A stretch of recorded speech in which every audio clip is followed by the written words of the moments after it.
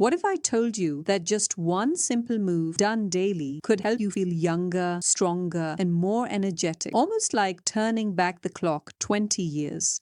Most people think you need expensive treatments, endless supplements, or hours at the gym to look and feel your best as you age. But the truth is, there's one natural exercise that can make a dramatic difference in your strength, balance, and confidence, no matter your age or fitness level. Today, I'm sharing the single best daily move to help you reverse the effects of aging and reclaim your vitality. Before we dive in, let me know in the comments where you're watching from. And if you find this tip helpful, please like this video and subscribe to the channel for more practical wellness advice.